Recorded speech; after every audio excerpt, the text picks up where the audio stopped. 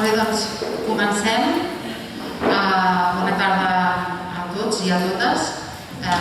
Jo soc Marina Sánchez Casanova, soc la secretària de les dones d'Esquerra Barcelona i us volia donar la benvinguda a aquest acte que organitzem des d'Esquerra Barcelona i emmarcar-lo dintre de totes les xerrades que hem organitzat al voltant del 8 de març, Dia Internacional de les Dones, i per tant hem fet xerrades parlant de feminisme i diversitat, hem parlat de la llei d'igualtat, hem parlat de dones de present i futur, i avui volíem trobar-nos per un tema que ens preocupa, que és les desigualtats de gènere en el món laboral. Per tant, el primer que faré és presentar-vos a les companyes que ens acompanyen. Elles són expertes en temes de polítiques de gènere en les seves organitzacions. Per tant, us dic que després us explicaré com funcionarà aquesta conversa, però dir-vos que jo ara us presento i serà també potser l'ordre que ens ajudarà després a seguir la conversa. La primera persona que està entre nosaltres és la Miquela Garelo, que ve en representació de les Comissions Obreres. Benvinguda, Miquela.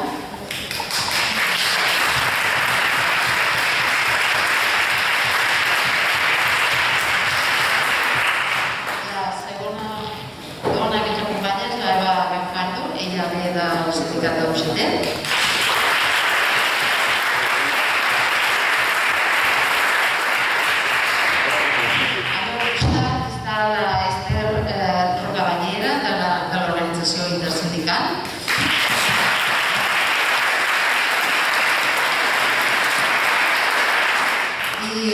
Presentar-la a Dolors és una mica difícil, ja la coneixem.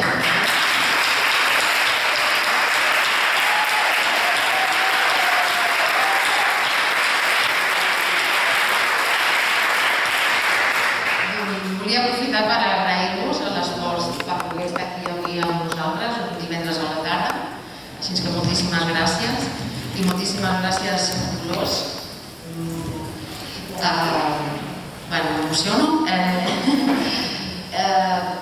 Només volia fer-te arribar tot el nostre suport des d'Esquerra Barcelona i tota la nostra escala.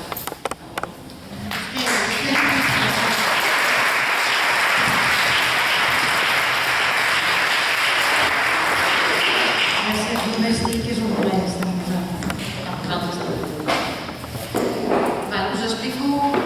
La idea és mantenir entre nosaltres una conversa i hem pensat fer-la amb dues fases, amb dues tandes. La primera, intentaria compartir una mica l'anàlisi i el diagnòstic de com estan avui en dia, com es donen les desigualtats de gènere en el món laboral. Una segona ronda parlaríem més ja de propostes, què és el que pensem que s'hauria d'actuar, fins i tot si podéssim prioritzar en el futur, perquè no torni a passar. Després d'aquestes dues converses que mantindrem, obrirem un torn de paraules i per tant podreu preguntar, podeu expressar la vostra opinió i també en paral·lel dir-vos que és un acte que surt per YouTube des d'Esquerra Barcelona i per tant jo també estaré pendent de les preguntes o de les expressions que hi hagin en el xat, que me les aniran passant per mòbil perquè no tinc pantalla, per tant no les puc veure, però per tant en el torn de paraules intentaré anar intercalant les veus que esteu aquí presencialment i de les persones que ens estan veient telemàticament. D'acord? I després del torn de paraules doncs ja tancarem. La idea seria que haguéssim xat, poguéssim sortir que és un divendres i tots tenim ganes també de conciliar la vida familiar. Doncs comencem la primera ronda. Jo volia una mica posar en context, una mica i volia dir la sensació, la realitat dels últims anys de forma molt laboral s'ha anat precaritzant.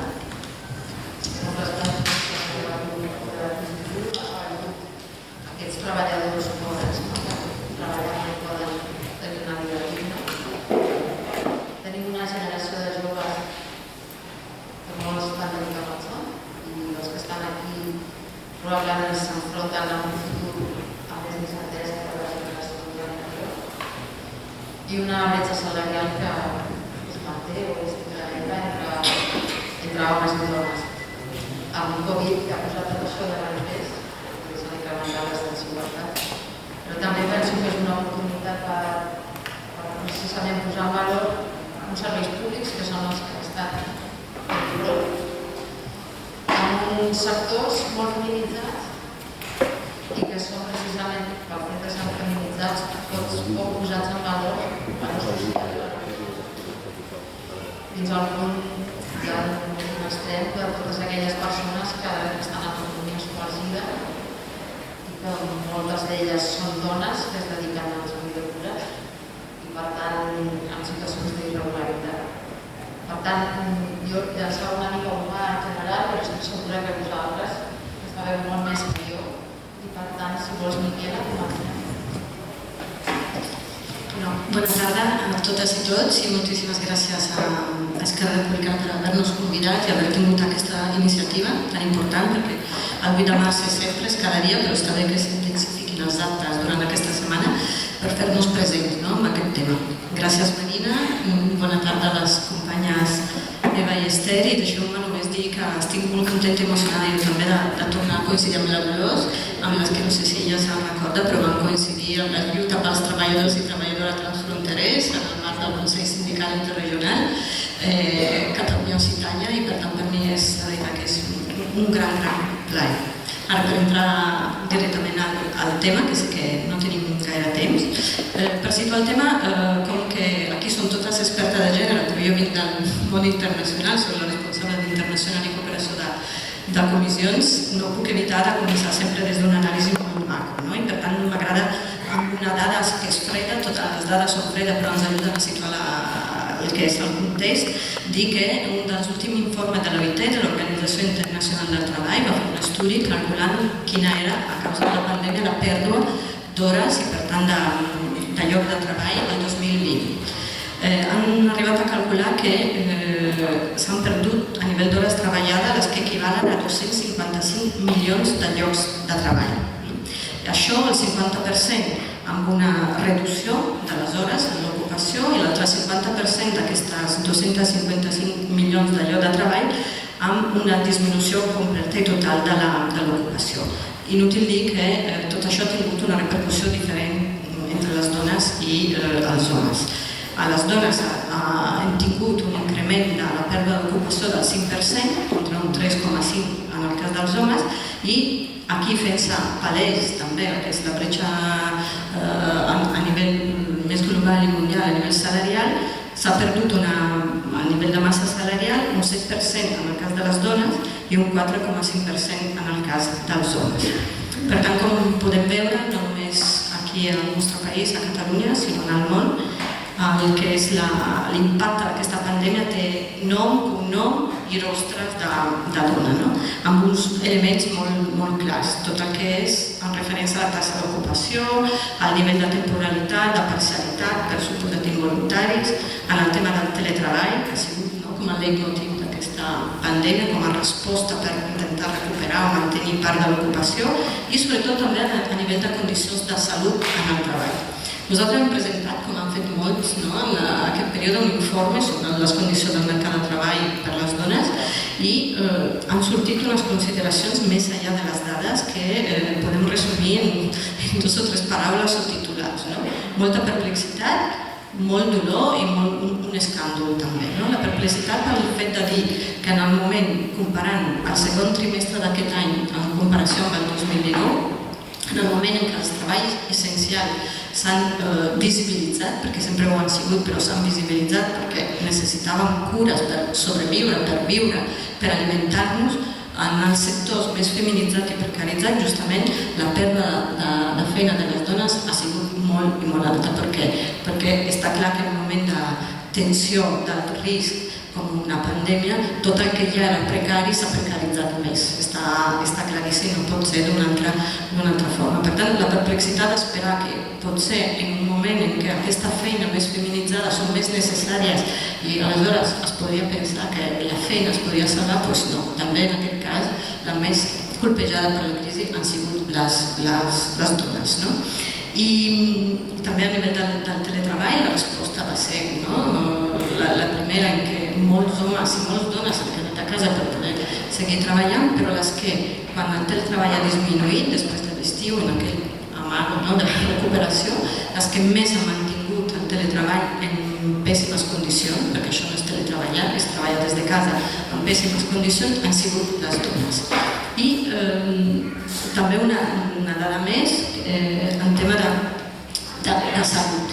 El tema de salut, hem vist que per la reducció de l'ocupació en aquest període hem tingut una disminució molt important entre el 17 i entre el 15 i el 70% del que són els accidents laborals gairebé en tots els sectors, però en el sector sanitari, les activitats sanitaris, els accidents de treball van augmentar considerablement, gairebé un 21 i pico %.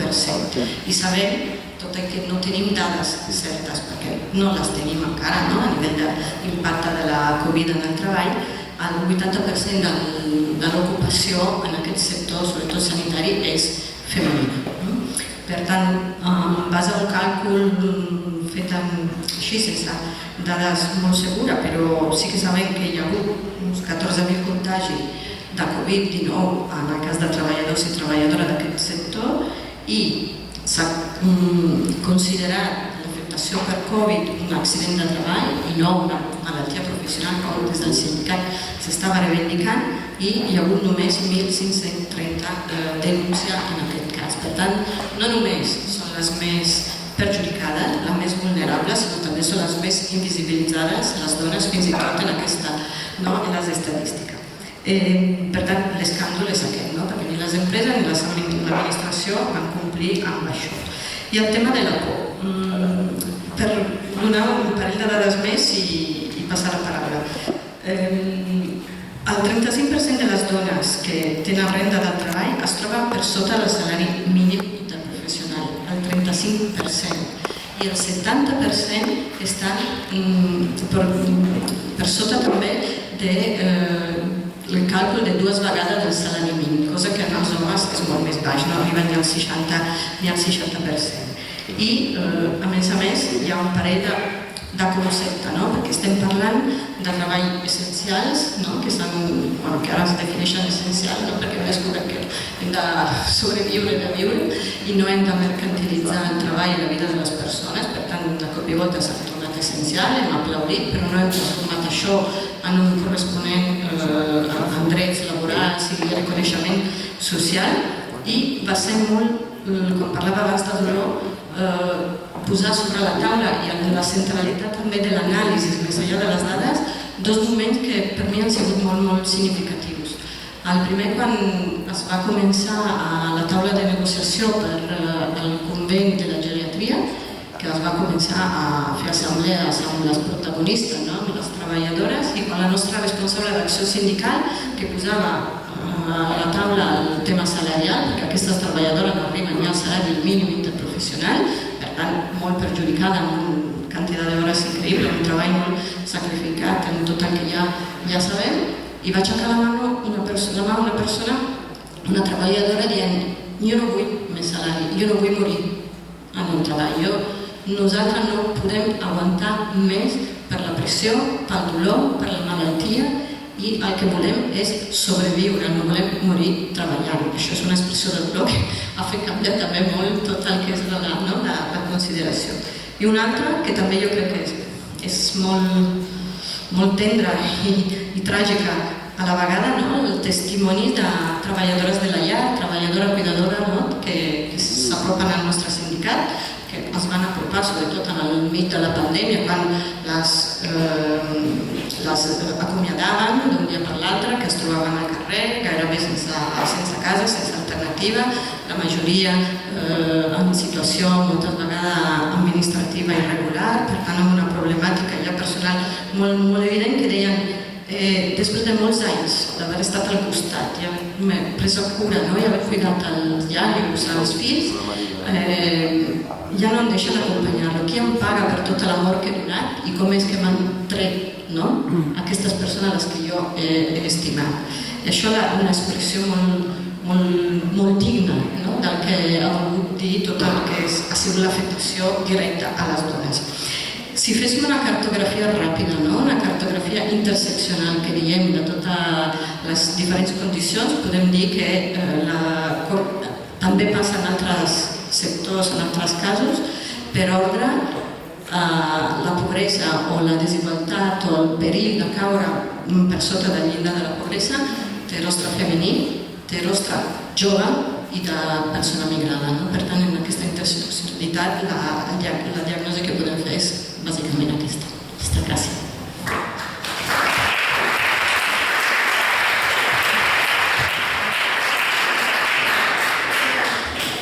En primer lloc, donar les gràcies a les responsables d'aquest acte per haver-nos convidat a la UGT de Catalunya.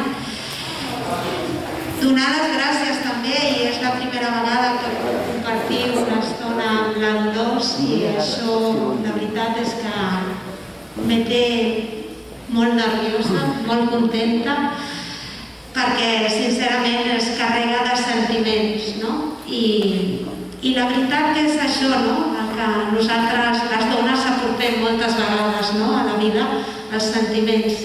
Fem les coses amb ternura, amb cura, i això és com deia ara el Miquel, que no es veu ni pagat, ni compensat, ni tan sols reconegut. Aquesta pandèmia ens ha deixat veure exactament on és la centralitat d'aquesta vida. I la centralitat d'aquesta vida està en l'atenció, en la cura i en el saber estar al costat de les persones. Tenim una societat la qual ha fet necessari, completament necessari, el treball que fem les dones, però a la vegada de necessitar aquest treball que nosaltres fem, no ha sabut valorar-lo, no s'ha pogut reconèixer i no ha sabut ni sap posar-lo en valor. I aquesta és la gran diferència i aquesta és la gran tasca que tenim que fer avui per avui. Començaré parlant del treball reconegut, del treball que està establert, d'aquell que surt, el que tenim dades, quan tenim dades, perquè de vegades ni tan sols tenim les dades perquè no estan segregades per sexe, i aquesta és una també de les mancances i reivindicacions que he de dir. Per terminar, parlant també d'aquelles que no hi són, que no hi consten, però que en realitat són les que també estan sostenint la vida i sense recursos i sense cap tipus de reconeixement, ni formal ni informal. Quan parlem de bretxa salarial, aquí ara tothom s'apunta en aquest carro de la bretxa salarial. Uns perquè les neguen, les bretxes salarials, i altres perquè ja en saben moltíssim de bretxes salarials i entenen o no entenen realment el que és el concepte de la bretxa salarial. La bretxa salarial, a més de ser una dada, evidentment, estadística, que surt d'una fórmula, com és lògic i normal, com totes les dades, però en aquest cas a mi m'agrada definir-la com la bretxa salarial és l'expressió econòmica de la desigualtat que patim les dones dintre del mercat de treball. I això és el que hem d'aprendre. Com estem les dones dintre del mercat de treball? I a partir d'aquí entendrem què és la bretxa salarial, perquè de bretxa no hi ha una. El Camil sempre ho diu, el Camil Ros. De bretxes n'hi ha moltes, moltíssimes bretxes salarials. Què tenen en comú? El gènere és el que tenen en comú les bretxes salarials. dintre del mercat de treball, la mitjana que surt és una bretxa salarial d'un 22%. I amb això estem parlant única i exclusivament d'una edat. Única i exclusivament. Però la realitat és que les dones estem situades dintre del mercat de treball en aquelles feines majoritàriament menys revaloritzades, no només econòmicament, sinó també socialment. Fins i tot podem dir que les dones millor preparades de la història, que són les dones que tenim avui per avui, que surten de les nostres facultats i dels nostres centres de formació professional, aquestes dones, quan s'insereixen dintre del mercat de treball, ja tenen una bretxa salarial de gairebé el 18%. I això és per un tema que es diu una segregació ocupacional, perquè les dones anem a aquelles carreres o a aquelles professions que venen directament associades a les carreres que són més alienes a les humanitats. Aquestes carreres s'han traspassat dintre del mercat de treball amb menys valor, tant econòmic com a social. I d'entrada, dones ben formades ja tenim amb una bretxa salarial. Després jo ja no parlaré de les bretxes salarials que tenim les dones quan fem coincidir la nostra vida, els nostres cicles vitals en l'àmbit laboral. I aquí només us explico un petit detall. El petit detall és veure la taxa d'ocupació que tenen homes i dones dintre del mercat de treball quan tenen fills i filles. Què fa la nostra societat o el nostre mercat de treball? Agafa els homes i puja aquesta taxa d'ocupabilitat. O sigui, premia l'home dintre del mercat de treball. Per què? Perquè encara els rols i els estereotips pesen. I quan una persona ha de contractar i veu que té endavant una persona que és un home amb càrregues familiars, diu, ui, aquest el tenim supercompromès. Què passa amb la taxa d'ocupabilitat de les dones quan en aquest mateix període tenen fills i filles? Baixa automàticament. Gairebé el mateix que puja la taxa d'ocupabilitat dels homes. Per què? Perquè se'ns penalitza. Per una banda, per la maternitat. Per altra banda, per al tema de la cura. Per altra banda, que no és menys important, no? Simplement per als rols i els estereotips, perquè pensa o es pensa que una dona que té càrregues no podrà dedicar-li el temps que li està dedicant al seu company a la feina. I això és una realitat i ho veiem així. Per tant, falta molta formació, molta comprensió al respecte. Per terminar, en el marc de l'àmbit laboral, les bretxes es van incrementant fins a arribar a un sistema que és quan ens jubilem, que és el sistema de pensions. Un sistema que és completament androcèntric i que pensa en la metodologia i en la lògica d'un senyor, d'una persona majorment senyor, que estarà tota la seva vida treballant, que es dedicarà única i exclusivament a estar dintre del mercat de treball, a fer-ne una carrera professional, que a més amb aquesta trajectòria professional se'l premiarà al final amb unes categories professionals, evidentment sense cap tipus de sostre de vidre, sense cap tipus de terra enganxifós i sense res. Una trajectòria professional brillant, en la qual li permetrà estar 40 anys en el mercat de treball sense sortir per a res i a jornada sencera. I això ho premia. I tot la resta, que és el que fem les dones de forma majoritària, aquí estem parlant de forma majoritària, es penalitza. Que surt del mercat de treball? Et penalitzo. Que ara estàs a mitja jornada? Et penalitzo.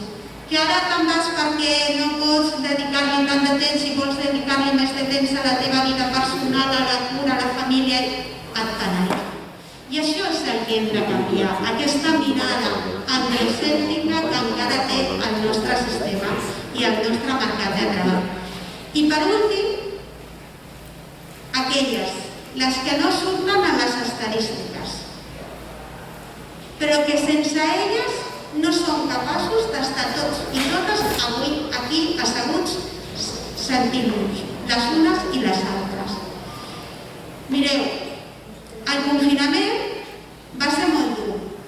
Aquestes dones de la llar, les que estan tot el dia treballant, les dones, les silenciades, perquè realment estan silenciades, perquè no les sentim, i quan les sentim és perquè realment ja estan al límit, tenien dues possibilitats en aquesta pandèmia. Una, confinar-se amb la família que estaven cuidant, i això suposava no fer la cura de la seva família, o dos, no fer la cura de la feina a la que estaven contractades i anar-se'n a casa seva sense cobrar-los. Que injust, no? Al final sí que és cert que van haver-hi ajuts i que van arribar, però mireu com estava tot, d'organitzat i planificat. Això que posa de relleu, que la centralitat d'aquesta vida, que és l'atenció, la cura, el viure, encara no té la força, ni la magnitud, ni el reconeixement que ha de tindre a la nostra societat i al mercat de treball. I si no fem aquesta mirada, que és la mirada feminista, única i exclusivament, no farem res.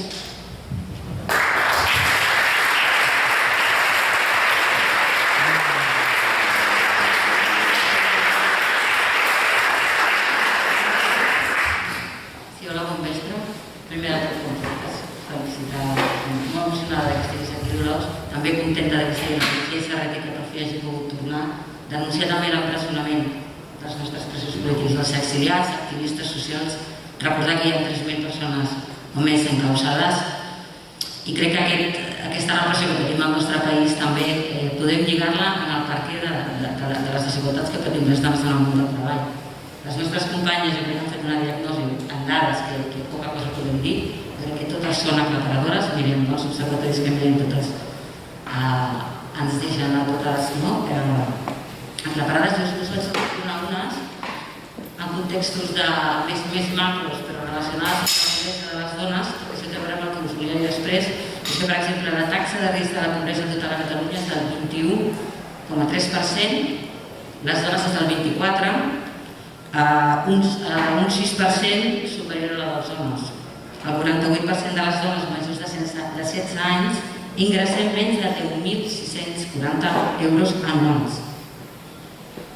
I la renda mitjana de les dones a la llar està per sota dels 20.000 euros anuals. Aquest és un context de pobresa extrema, malgrat que molts no la vivim i crec que ens costa d'empatitzar amb la gent que pateix aquestes condicions, però és real, ja venim al costat de casa nostra i probablement de manera molt invisibilitzada.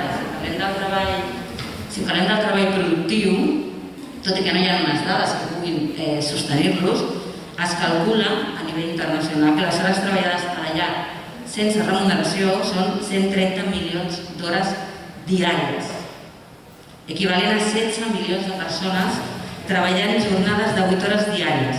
Són dades del 2018. A escala global, el valor econòmic de la feina de cures no remunerada feta per les dones a partir de 15 anys és de 10,5 bilions de dòlars anuals, 9,7 bilions d'euros, que és el triple del volum de la indústria mundial de la tecnologia.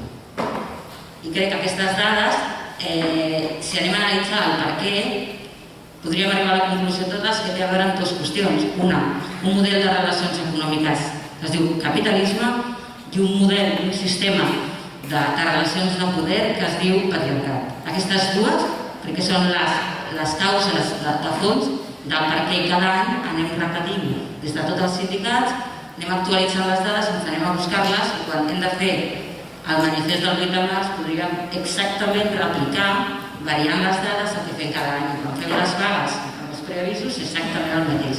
És una cosa molt estructural i que només transformant aquesta realitat podrem resoldre. És a dir, tot el que fem que estigui per sota d'això només pal·liarà i revertirà a algunes de nosaltres les condicions que patim, i també per suposar les dels homes, perquè al final les dones que patim això són dones de la classe treballadora, de les classes populars, que estan formades per homes i dones, i som la majoria del nostre país i de tots els països els que patim aquesta situació.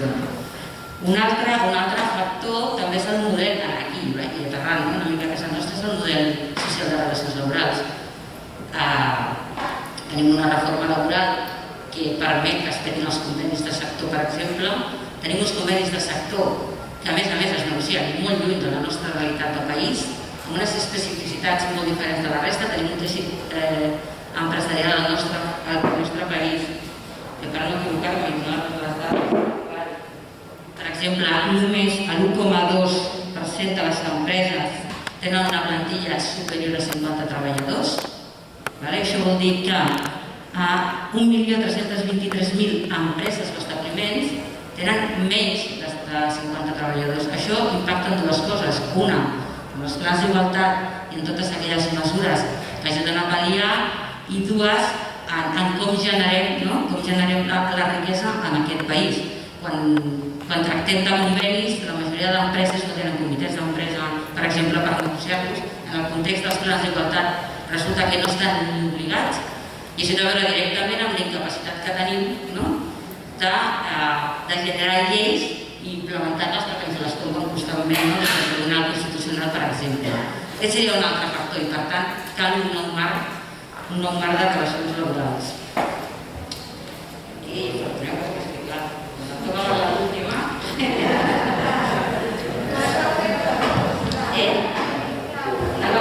Jo crec que elles són les expertes. Jo soc més des del camp de l'activisme sindical i polític i es nota que ho teniu tot supertreballat. Moltes felicitats, ho dic molt bé.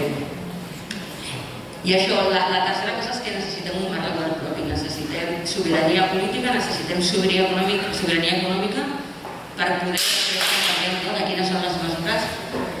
Clar, podem treballar, però com a mínim tenir la possibilitat entre tots, entre tota la classe treballadora del nostre país, decidir quin és aquell marc de relacions laborals que més es convé i que ens permet tenir unes relacions laborals dignes i justes i pal·liar o revertir aquestes desigualtats i les violències que patim les dones en el món del treball.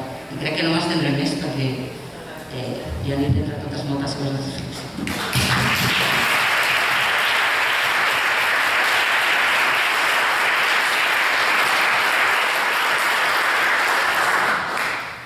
Bé, bona tarda. Gràcies per convidar-me a la gent d'Esquerra de Barcelona, de la Federació, i és un plaer poder estar amb vosaltres dels sindicats que, com heu donat dades, cada un ha explicat realment quines són les paraules que defineixen el tema treball i dona.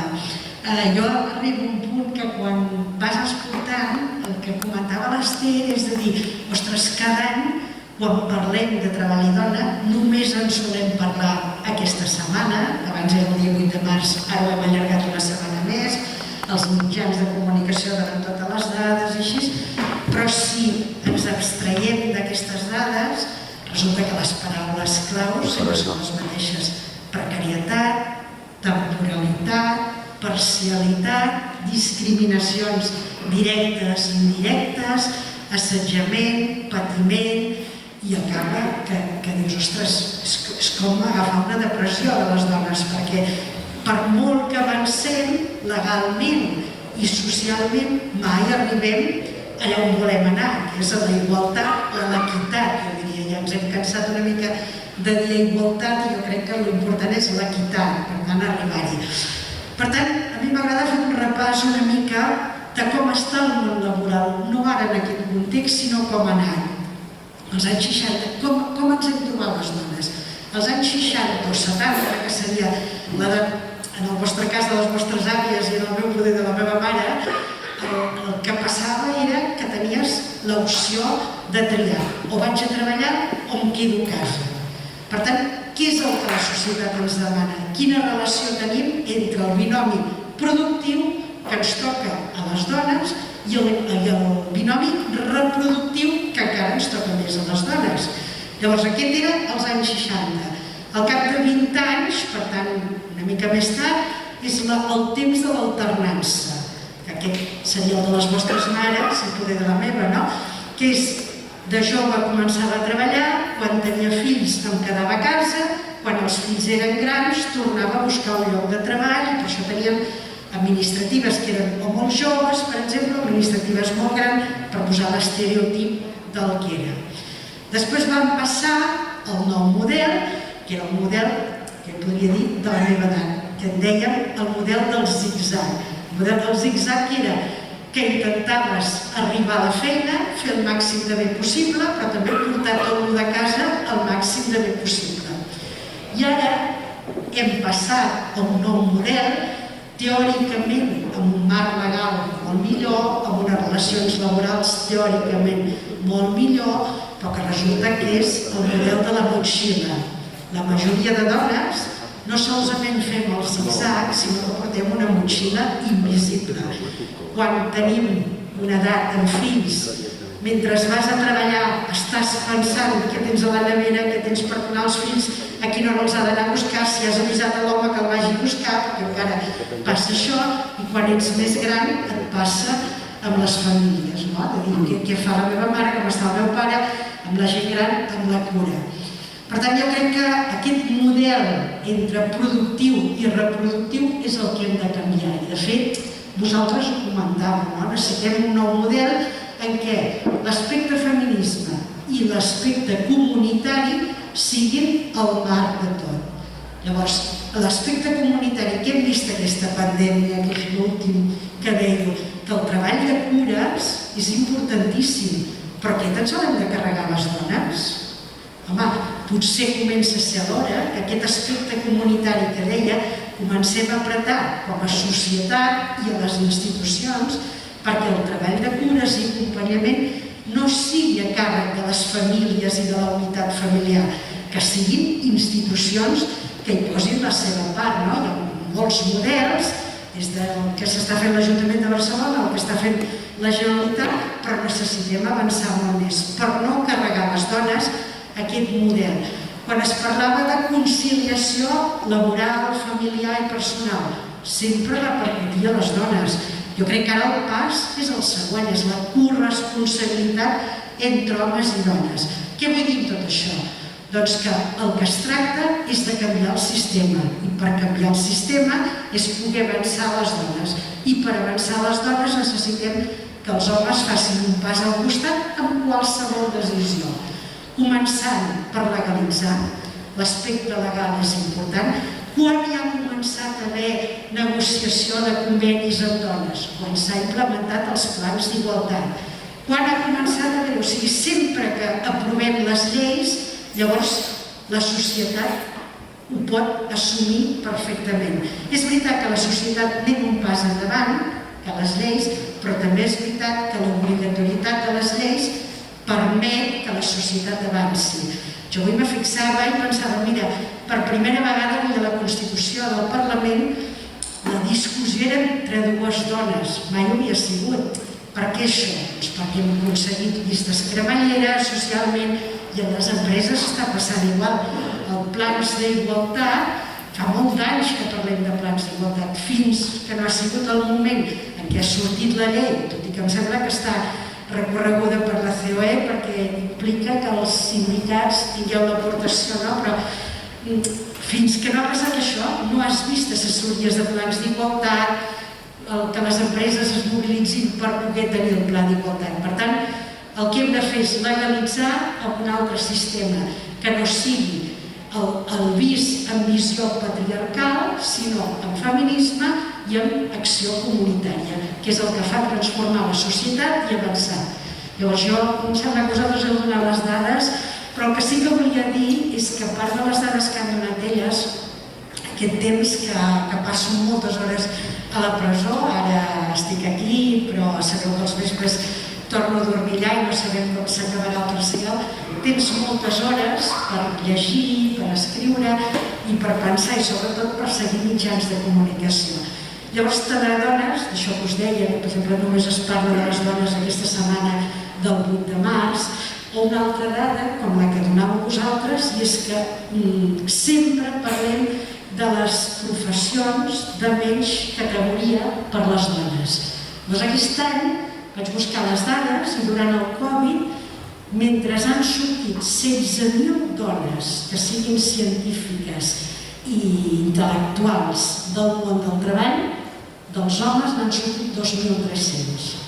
Per tant, ho dic amb el sentit d'aquesta dada, que el problema és de la societat, és dels estereotips, és de la visió que tenim. Perquè no és perquè escollim una professió o no escollim una altra, no és perquè estan més masculinitzades unes professions o més feminitzades unes altres. És precisament aquest, que les dones ho patim en tots els llocs de treball. I per tant això només vol dir corresponsabilitat d'institucions i persones, corresponsabilitat d'homes i dones i un pas al davant vol dir un pas al costat. Denunciar totes les invisibilitats, perquè només quan denunciem les invisibilitats de les denúncies, quan denunciem les invisibilitats dels maltractaments, quan denunciem els assetjaments laborals en els centres, només donant-li aquesta visibilitat podem tenir una constància i per tant avancem. Per això també volia agrair la Mireia que està aquí, a la legislatura que era consellera, una de les coses que dèiem, a l'Observatori, per exemple, del mercat de treball, que està molt ben estructurat a la Generalitat, que hi ha totes les dades, sempre dèiem, aquesta bretxa salarial que parlava l'Eva, ja ho estan fent els sindicats. Els sindicats fa molts anys que cada any, com ve el 8 de març, feu l'informe de la bretxa salarial. Però dèiem, home, també hi ha de ser oficial. Llavors ho vam implementar i crec que aquest és el 5è any que es fa l'informe de bretxa salarial perquè demostra que la bretxa de gènere hi és en tots els llocs de treball. I és com una bretxa salarial, perquè vivim en una societat capitalista i és el que entenem, però que aquesta bretxa salarial del 22,2% que és ara i que anys enrere havia sigut un 23, però llavors va passar un 25 i llavors va tornar a baixar el 23 i ara és el 22, oscil·la. Per tant, el que no és de rebut és que sempre sigui bretxa salarial amb les dones, que vol dir bretxa de gènere, com deien les companyes. Jo crec que el món del treball representa el que és la societat i que n'adones que les dificultats de les dones hi són arreu. Jo us podria explicar casos, per exemple, d'aquest que comentàvem de l'estereotip. A la presó, fins i tot, per tenir un 3è grau, les juntes de tractament pregunten a les dones de quina manera cuides els fills, quin rol tens a la família, mai a cap home se li pregunta. Per tant, és un tema social també. La bretxa salarial, la bretxa de gènere, la parcialitat, la tenim perquè hem de canviar la societat a nivell, com deia, legal, a nivell social i, evidentment, a nivell laboral, que és el que vindrà després. Ho deixo aquí i continuem.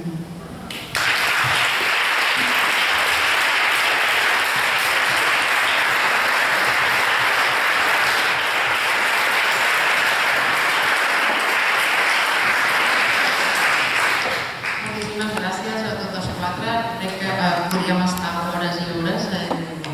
El temps una mica s'estira a sobre. Però sí que voldria donar pas a la segona part i si a cas us demanaria una mica de ser breus perquè podem tenir l'ocasió d'escoltar també a les persones que estan aquí amb nosaltres. La segona part està relacionada, crec, per precisament considero important el fet que avui s'ha constituït la mesa del Parlament. Esperem en 15 dies tenir president, tenir un nou govern i per tant tenir una nova legislatura que pensem serà molt complicada tenint en compte la situació de crisi social, econòmica i emocional en la que ens enfrontem. Però també voldria donar un punt de llum, un punt d'esperança, potser potser de forma ingènua, però tenint en compte tot el procés que estem pensant o imaginant de com reconstruir el país i com aprofitar aquests fons europeus que precisament van destinats a poder adaptar-nos als nous reptes, unes societats avançades que probablement han estat dormides durant molt de temps i és una nova oportunitat que la tindríem que aprofitar, i penso que des del moviment feminista i de les dones que estem aquí, jo crec que hauríem d'estar des del minut zero, en el moment que govern nou i que comença a plantejar la reconstrucció d'aquest país, aquesta vegada no l'hem de fer sense nosaltres, sinó que hem de comptar nosaltres des del primer moment. Per això jo avui us demanaria, si m'atreveixo, que em diguéssiu què és aquella mesura que considereu que hauríem de fer inexcusablement, per canviar tot això que nosaltres hem pogut ara expressar i analitzar. Així que si tornem a començar... Vaja. Bueno, primer dir que sense esperança, sense il·lusió ens dedicaríem a una altra cosa. Per tant, és consubstancial, jo crec, a la sindicalista i al sindicalista aquesta postura, no? Per tant, abans hem parlat de la situació complicada, però per suposat que en la lluita podem trobar l'esperança i en les mesures que es poden aplicar. Jo tenia pensat fer un context més general, i vaig per titulars, perquè no és una mesura, perquè a més pensem, ho hem dit totes, és un problema sistèmic del sistema capitalista patriarcal. Això implica també totes les components socials i culturals, per tant no hi ha només una mesura econòmica, no és una negociació d'un conveni on estem lluitant per l'augment salarial, aquí estem parlant d'un canvi substancial en el model de vida, en el model d'oci, en el model familiar, en el model de moltes coses. Tornant al tema més nostre laboral i sindical, jo crec que hi ha moltes eines, molts instruments que podem aprofitar, des dels internacionals com els convenis de l'OIT i el que encara queda pendent per aprovar i per ratificar sobre el tema del treball domèstic i en contra de la violència en el món del treball, el 189 i el 190, que són importantíssimes, la directiva de la Unió Europea sobre la transparència salarial, que ajudaria molt en la lluita en contra de la bretxa salarial, que vull recordar que la mitjana aquí és un 22%, però en la feina de més baixa qualificació és de més del 30%. Per tant, allí també el viatge de classes és molt important.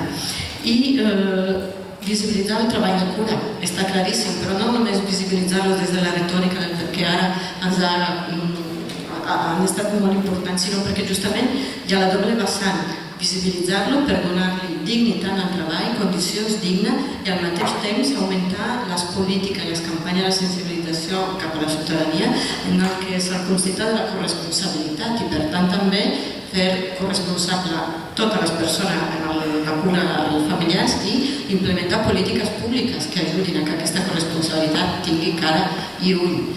I després una mesura fonamental que sempre ha allunyada però està directament relacionada és la derogació de la reforma laboral, la derogació de les pensions, de la reforma de les pensions del 2030, per tot el tema del càlcul de les pensions, que més afecten a les dones, la bretxa en el tema de pensió és molt més alta perquè va arrastrant totes les mancances que hem vist abans.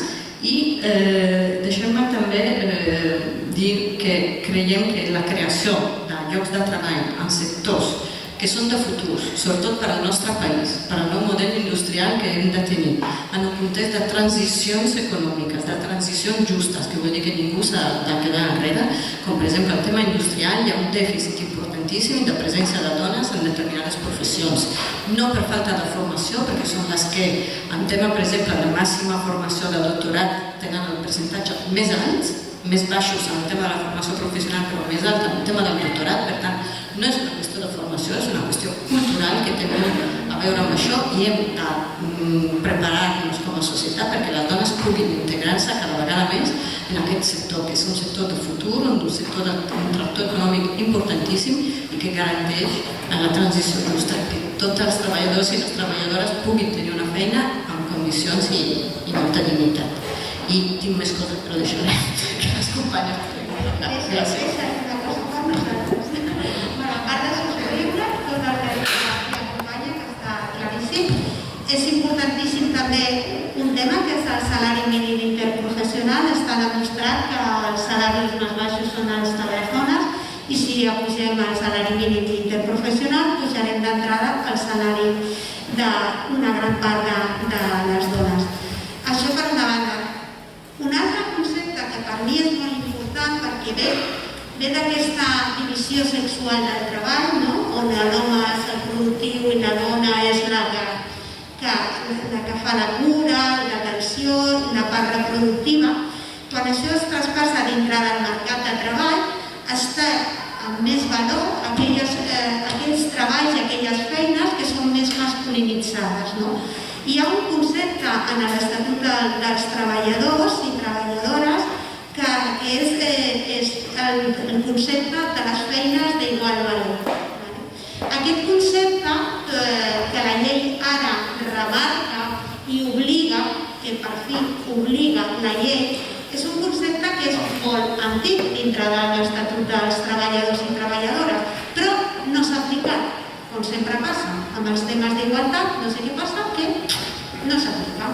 Doncs, ara sí, ara hi ha una obligatorietat per part de tothom de traspassar en el mercat de treball les valoracions dels llocs de treball amb perspectiva de gènere. I això és importantíssim, perquè jo posaré només un exemple. Una persona que està en una feina d'un treball de muntatge, en una cadena de muntatge d'una gran empresa, m'és igual la que sigui, però d'una cadena de muntatge masculinitzada, vull dir, automoció o d'aquest tipus, aquesta persona d'entrada, sense cap tipus de reconeixement o necessitat acadèmica determinada, ja té un salari superior que una persona, en aquest cas majorment dona, que està treballant en l'àmbit de la dependència, que cobra el salari mínim interprofessional, que a més ha de tenir estudis de segon grau de formació professional i el seu salari és ínfim en aquest sentit. Això és aplicar la perspectiva de gènere. Això vol dir que han de cobrar igual feines que tenen el mateix valor. I això és una cosa que nosaltres no en tenim. Per què? Perquè hem fet aquest traspàs del mercat de treball sense perspectiva de gènere. Això se'ns obliga ara, tant en l'àmbit de l'empresa com en l'àmbit de la negociació col·lectiva. I així hem de canviar, perquè per mi és importantíssim aquesta visió. Si som capaços de fer això, apujarem els salaris de les feines més feminitzades i deixaran de ser feines feminitzades i a la vegada deixaran de tenir aquesta precarietat. Per mi és molt important. I només un apunt en el tema de la corresponsabilitat. Necessitem corresponsabilitat, però sobretot perquè la corresponsabilitat és el que dona sentit en aquesta vida.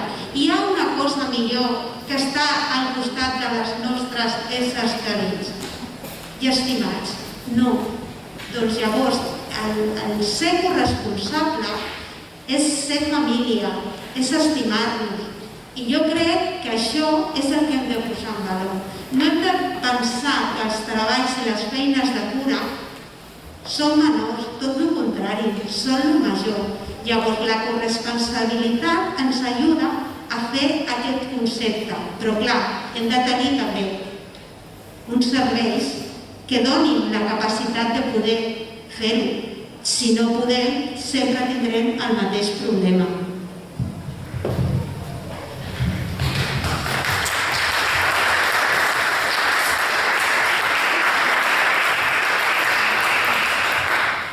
Jo he presenciat això de les deures i no sé si, perquè els que esteu aquí, sou els que segurament no vosaltres, però aquesta organització de dades desenvolupa bona part de les mesures d'aquesta legislatura.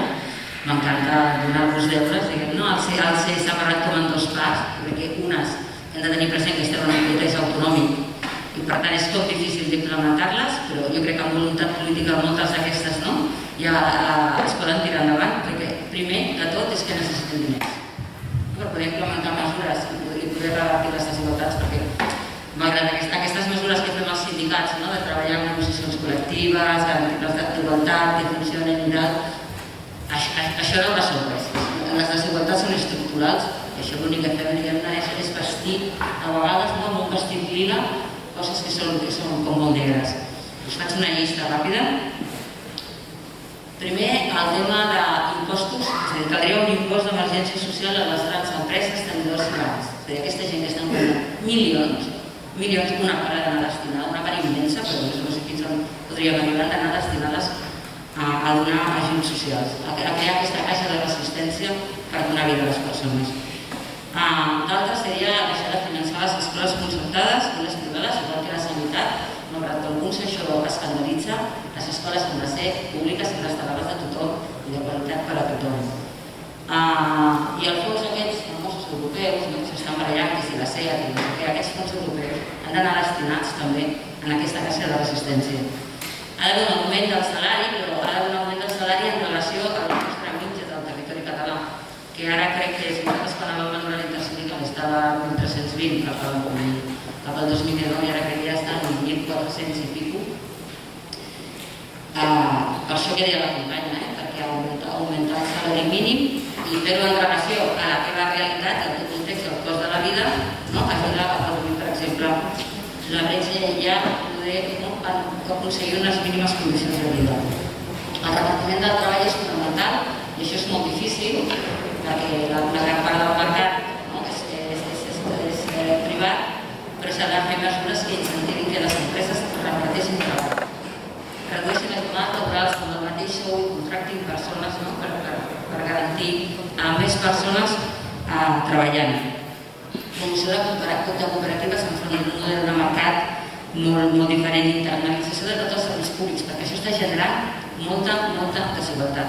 Condicions laborals de les persones que hi treballen, molt precàries i insuficient qualitat en l'assistència, qualitat i quantitat de l'assistència de les persones usuàries, que la majoria són dones.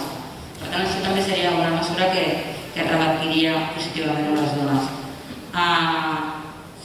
Trobar mecanismes legislatius, que són molt complicats perquè ens els tomben sí o sí, però trobar-los que obliguin les persones que tenen menys de 50 treballadors a tenir plans d'igualtat pel que he esmentat abans. Tenim 1 milió i pico d'empreses, és a dir, a la gran part, el 90% i pico del teixit empresarial del nostre país no està obligat a dotar-se de plans d'igualtat, com cosa podem fer. Fins i tot, avui m'explicava una cosa d'una cooperativa de treballadores que ha decidit fer un pla d'igualtat, que és complicadíssim gestionar tot això. Jo com un buit. Després un servei d'inspecció de treball potent i dotat, un servei d'inspecció de treball amb persones expertes que puguin fiscalitzar aquests plans d'igualtat i que a més vigilin que es compleixen totes les mesures de seguretat laboral i de salut i en relació als convenis.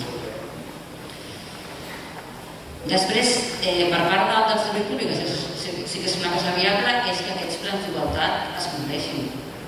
Que no es faci un plan d'igualtat i que després no es dotin suficientment les unitats d'igualtat, que hi hagi assetjaments a les empreses públiques i que tant se val, i en funció de qui sigui qui comet aquests assetjaments o aquestes violències, doncs escolta, que dia passa any empeny, no? I recuperar sobretot les lleis tombades pel Tribunal Constitucional en matèria de pobresa energètica, les lleis d'igualtat, etc. I després en l'àmbit ja republicà, que és cap a on hauríem d'anar, si és que volem posar eines i acumular mesures que realment prevenin aquestes desigualtats, el que plantegem, jo crec que l'altre dia després de 30 minuts, molta gent ho té molt clar, que necessitem un parc d'habitatge públic, les dones necessitem tenir un sostre. Necessitem tenir un sostre tots, tothom, però les dones necessitem tenir un sostre, necessitem ser capaces d'emancipar-nos dels nostres escorxadors. Necessitem no haver de dependre de feines de merda per poder conviure amb altres famílies i amb els nostres fills, en el cas de les famílies monoparentals, perquè és impossible aconseguir un habitatge en el nostre país i ja no dic en aquesta ciutat. Regular els preus de l'habitatge, evidentment, això també és una cosa que es pot fer des d'allà. Nacionalització de la banca i de les estructures estratègiques com l'aigua, la llum, etc. Sense això no podem garantir una vida digna a les persones.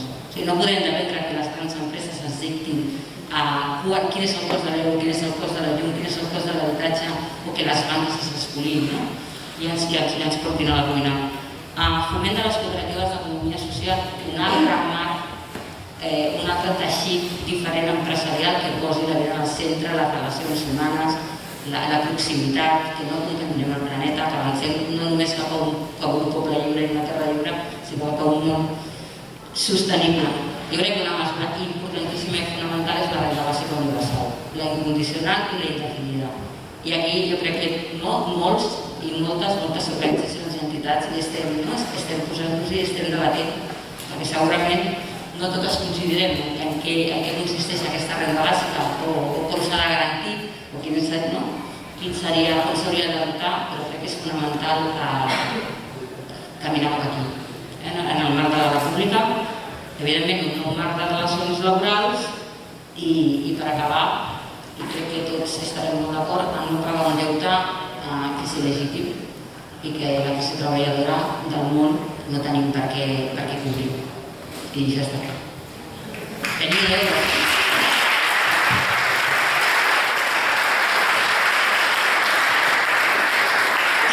Entre les tres hem posat tanta feina al nou govern que jo crec que l'ideal és fer estat propi i República Catalana de dret. Així començaríem de zero i faríem.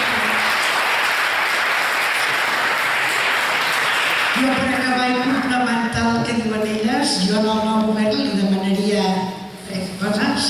Una, la mirada feminista, clarament transversal arreu, a tots els departaments. La segona, la mirada pel comú, que és la manera que les dones hi guanyem, per tant la mirada comunitària i pel bé comú. I la tercera, que crec que és important i que a Esquerra ho havíem dit, una conselleria de feminisme i igualtat, per una raó. A vegades, quan ho anàvem explicant, la gent em deia, però quina mania que tens? I jo deia, no, perquè només aquelles coses que es visibilitzen són aquelles coses que es poden canviar. Només amb la consciència pròpia de cada una de les persones que viuen, treballen a Catalunya, amb aquesta consciència pròpia podem canviar i transformar la societat. Per tant, amb una conselleria de feminismes, igualtat i drets socials és la manera que cada una de les deficiències aquestes que explicàvem del món laboral, les que podem parlar del món en el món social, des d'espais inclusius urbans a la societat més comunitària, a qualsevol, des del moment que es visibilitza, pot incluir tots els departaments i per tant pot fer el pas endavant. Per tant, jo crec que aquesta és la feina que toca al nou govern i sobretot això, mirada feminista, perquè el feminisme no és una dona al capdavant, sinó que és tenir aquesta mirada lila, aquesta mirada en tots els espais del món. Gràcies.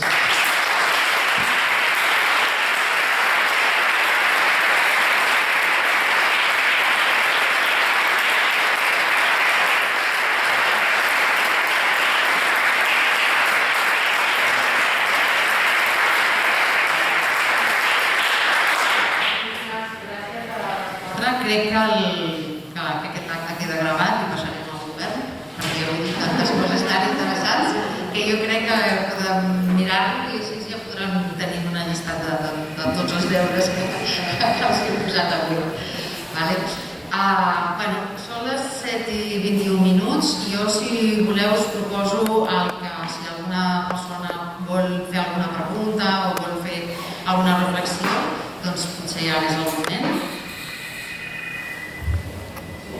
Si vols ara t'acosten al micro.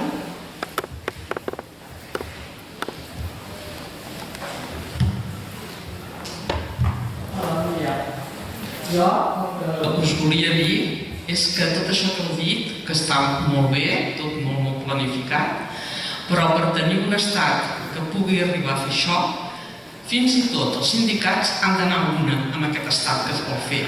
I em sembla que això no hi és.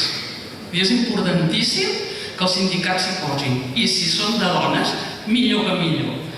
Catalunya és un país de migració i, per tant, fixa't tu pels milers de persones que hi ha que estan treballant aquí i que no se'ls dona la nacionalitat. Si tinguéssim un nou estat, això també passaria. Tots aquests problemes que hi ha, possiblement els podríem solucionar més de pressa.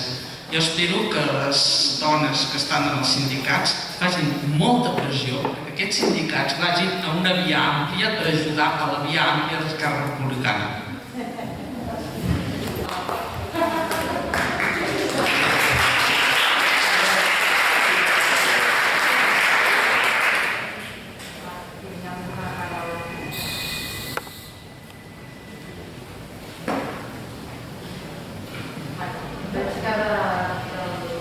de YouTube no m'ha arribat cap. Jo tinc una pregunta per les companyes representants dels sindicats ara. Escolta, com que ha anat sortint dels plans d'igualtat i heu dit que no és obligatori a partir de 50, però sí que el nou decret diu que per negociar-los en aquelles empreses que no hi ha representació sindical ho han de dir els sindicats. Llavors m'arriba que hi ha gestories que us envien una carta dient estem fent el plan d'igualtat. Si entreu als sindicats a negociar-ho quan no tenim representació?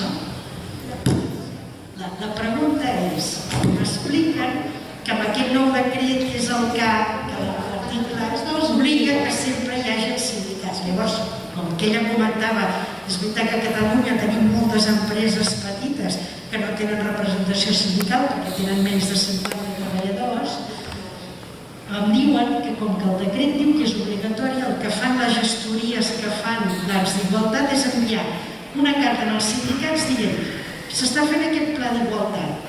Llavors, quan ho rebeu, aneu a negociar el pla d'igualtat, aneu a revisar-lo, perquè és una manera de que hi hagi més plans d'igualtat si vosaltres us impliqueu d'anar a fer-ho.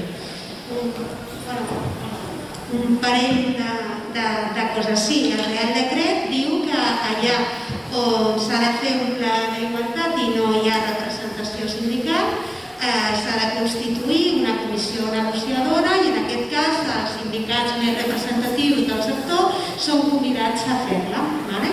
Sí, estem rebent aquestes cartes. Això és cert, les gestories saben molt bé el que diu la llei i ho envien. Una altra cosa és que nosaltres tinguem la capacitat real de poder anar a totes les empreses. Això és una altra cosa, perquè això també fa falta recursos, que ja de passo jo també ho explico. Ens hem de formar i hem de tenir recursos. I això ha de fer feina també de tothom. De tothom. Vull dir, administracions, sindicats i tothom, per poder anar-hi. Però sempre ens quedem amb el tema dels plans d'igualtat, que està molt bé, que està molt regulat, i ara per fi ja tenim 2 Real Decrets, els quals aterren realment, fins i tot, com ha de ser aquesta comissió per fer la diagnosi i per fer tot el plantejament del pla d'igualtat i després la comissió d'igualtat perquè després no quedi ningú calaix i tot això.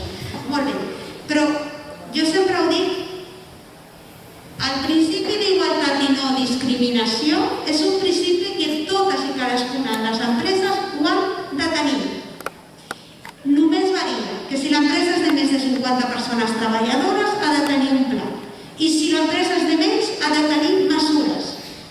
El protocol d'assetjament sexual i per raó de sexe, mira, ja aprofito per dir-ho, perquè no hem parlat, però és la gran vergonya, perquè això fa molt mal a les dones, l'assetjament que encara és molt ocult dintre de les empreses, que està molt amagat. Això és una realitat.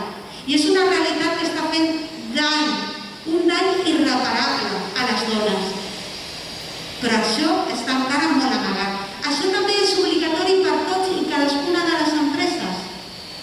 I tampoc s'està complint. I això és una llei del 2007. Per això també demanem que hi hagi una inspecció, no només que faci la feina d'inspecció, que sí, que cal que la faci, però ha de tenir els recursos i ha d'estar dotada. Però és que a més, una part que té la inspecció és fer aquest acompanyament i aquest desenvolupament de les lleis. No és única i exclusivament la part sancionadora, sinó també la part de desenvolupament. I nosaltres també volem aquí una inspecció que tingui els recursos materials i els recursos econòmics per poder fer tota aquesta feina, perquè això, les patronals que els 2 decrets surten en la signatura dels sindicats. La patronal no vol, i no vol precisament per aquest matís que tu deies, Dolors, perquè obliga a que hi hagi aquesta invitació als sindicats majoritaris. És precisament fins i tot això que ha recorregut la COE. Ho ha recorregut perquè i no li han donat la raó. Per tant, si volem avançar en tot això, necessitem realment fer efectiu polítiques d'igualtat. I això es fa en recursos humans i econòmics i, evidentment, amb una mentalitat de voler guanyar i de voler avançar, si no, impossible. Jo ho feia per donar-vos feina, En relació amb Tenim, però la volem fer i la volem fer bé. No m'he escoltat allà en aquest tema de les coses d'igualtat i és que s'estan forrant les CTTs i les grans consultores, bufets d'advocats com Quatre Cases, etcètera, que es dediquen a fer assessorament i a l'acusació d'aquests plans d'igualtat. És una gran vergonya el que està passant. I en comptes de ser eines que vagin cap a pal·liar aquestes desigualtats, estan fent instruments perquè aquesta gent es forri i, evidentment, arriben a unes conclusions que probablement la majoria de nosaltres no compartiríem ni de dir. Jo, només complementàriament al que han dit les companyes, dic que justament s'ha posat això perquè ha sigut l'ajut a una reivindicació sindical, perquè no volem que es faci negoci privat d'aquestes coses, perquè el pla d'igualtat ha de fer-se internament amb la col·laboració dels treballadors i treballadores o del seu representant i perquè és una eina de transformació i d'igualtat de veritat. Per tant, no és un negoci més d'aquesta de consultora d'aquestes coses, per tant, sí, però amb recursos.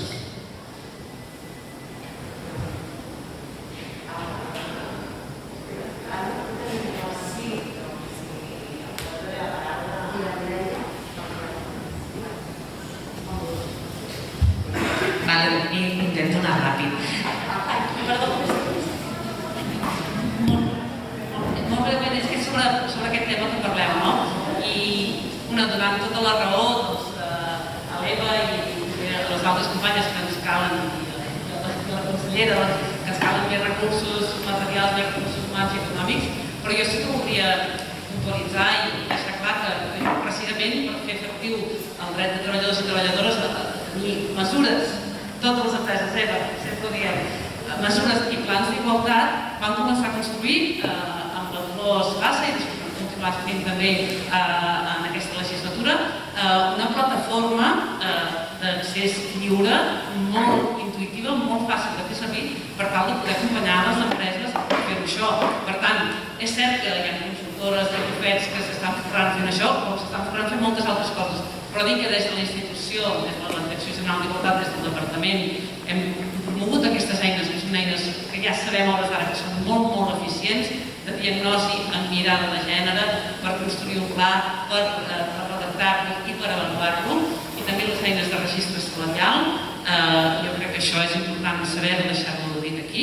I l'altra cosa, i aprofito per fer un reconeixement també a les companyes de comissions de l'UCT, que des del Consell de Relacions Laborals, que és aquesta taula en la qual Generalitat, sindicats majoritaris i patronals pactem i acordem mesures, instruments, formacions i material lliure, gratuït, per garantir els drets de treballadors i treballadores a igualtat en el treball i estar lliures d'assetjaments. Jo crec que és molt posar-ho en valor, que tenim moltes coses a millorar, algunes coses, i consellera, jo t'ho vull agrair a tu, que aquí ens vas posar els deures a sobre la taula.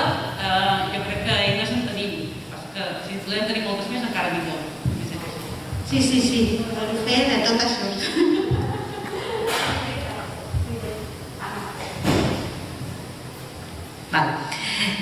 No, jo sempre que vaig a una xerrada feminista o que el feminisme està en el centre de la xerrada, sempre surto d'allà amb molts coneixements nous, amb moltes coses que no sabíem, però normalment hi ha algun tema que em fa un clic i m'hi fa anar donant voltes i no hi havia pensat abans i penso que s'hi ha d'aprofundir. I la companya d'UGT ha esmentat, que és el clic que avui m'ha fet a mi estar-hi donant voltes, el tema de com les pensions estan calculades i estan generades amb una mirada androcèntrica i capitalista i com això s'ha de canviar. Perquè a mi em passa en el meu dia a dia, hi ha cosetes que passen que faig... O ara que tinc moltes amigues que estan en edat de ser mares i moltes d'elles allarguen el permís, després fan una excedència i jo penso, no soc un pit amb patriarcat, jo no soc mare i jo sé que des de la sororitat ho veig molt diferent, perquè penso, ostres, no ets mare i hi ha moltes coses que encara no pots entendre, però penso, ostres, hi ha coses que les analitzo des d'un punt de vista que crec que se li ha de donar la volta de dalt a baix en 180 graus. La conclusió és, amb el tema de la reforma de les pensions, s'estan fent estudis, s'estan fent propostes amb mirada feminista per canviar de dalt a baix aquest clic que fins ara valorava molt els anys treballats, els temps, vull dir, tot això que necessita una reforma estructural també de mentalitat, s'està treballant, ni que sigui dues frases. Sí, s'està treballant, de vegades perquè Europa diu ei, que hem de treballar perquè hi ha aquí un tema d'incompliment i discriminació i sobretot sota aquest concepte de mesures que inicialment són neutres, però després quan tenen aquesta conseqüència negativa per les dones, doncs veiem que hi manca aquesta perspectiva de gènere. Sí, jo ho explico així i no he entrat en matèria, però sí que és cert que dintre del sistema de pensions ara mateix també s'està donant i sortint a uns complements determinats en el tema de la maternitat i de més, però són parxes, estem fent parxes. Jo el que reclamo és la mirada integral, però com ara això és com la jornada de temps parcial, que també és penalitzadora. O sigui, és la mirada generalitzada que hem de fer amb perspectiva de gènere. Hi ha la dolor, és posar el feminisme, però posar el feminisme és posar això, és posar la mirada i veure i analitzar com a homes i a dones una determinada mesura com afecta. És que estem parlant d'això, llavors és cert que en una societat com la nostra, que és masclista i eurocentrista, doncs tot ha fet que faci que les lleis, que les normes, que tot el que impera no tingui aquesta mirada, però s'estan fent, clar, però és que s'ha d'arreglar tot des del principi. Però ara s'estan fent coses, sí que és cert que s'estan fent coses.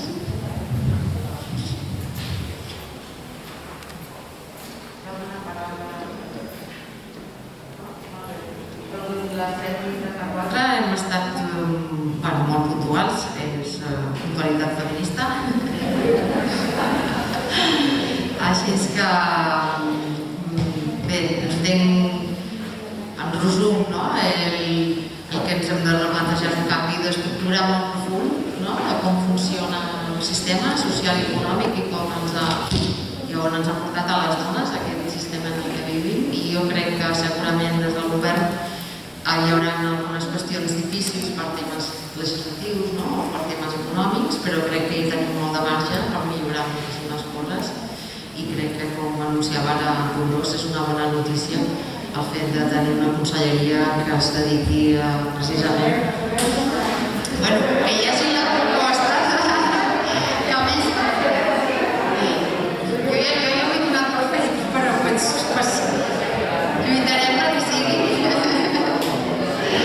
i pugui tenyir tota la política d'aquest govern, que pugui tenyir amb aquesta mirada feminista tota la política del govern i segurament que podrà continuar avançant. Anem tancant, simplement volia no marxar sense donar les gràcies a tot l'equip d'Esquerra Barcelona que ens ha ajudat a organitzar aquest acte. Sense ells i elles no haguéssim pogut fer-lo, i a totes les voluntaris i voluntàries d'Esquerra Barcelona Sant Andreu també, que ens han ajudat perquè estem al districte.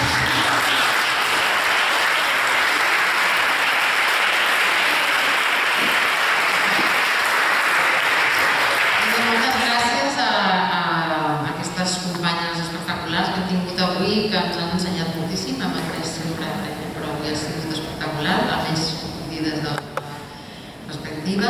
Moltes gràcies a tots vosaltres per estar aquí, per acompanyar-nos, per fer preguntes i per acomiadar-nos pensant que tenim una oportunitat, esperem que la puguem aprofitar i que continuem treballant per aquesta República Catalana Feminista. Moltes gràcies a tots.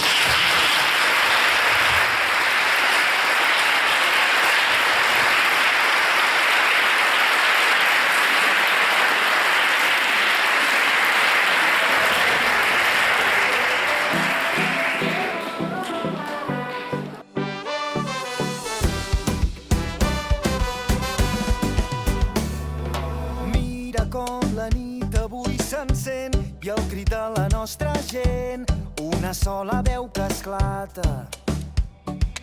Mira com fas veure que no em sents i com si no hi hagués després, balles perdent la mirada. Digue'm si vas trobar la teva sort, digue'm que et vas guardar tots els records. No t'aturis quan no puguis més, no et rendeixis quan no puguis més. Digue'm que no hem canviat, que seguim endavant, que aquesta lluita tindrà un gran final. Hem vingut a tombar les fronteres per anar més enllà. Caminem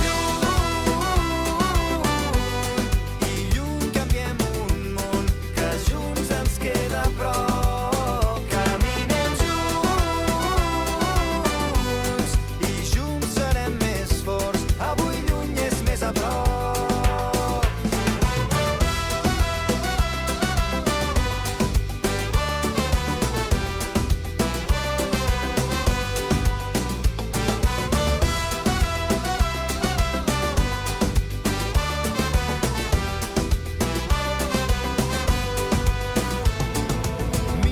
Com el temps ens ha fet grans, a poc i anar tirant, res ha estat com esperàvem. Mira, tot ens ha volgut canviar, però entre somnis hem trobat el millor de cada casa. Digue'm si vas trobar la teva sort, digue'm que et vas guardar tots els records. No t'aturis quan no puguis més, no et rendeixis quan no puguis més. Digue'm que no hem canviat, que seguim endavant, que aquesta lluita tindrà un gran final. Hem vingut a tombar les fronteres per anar més enllà. Caminem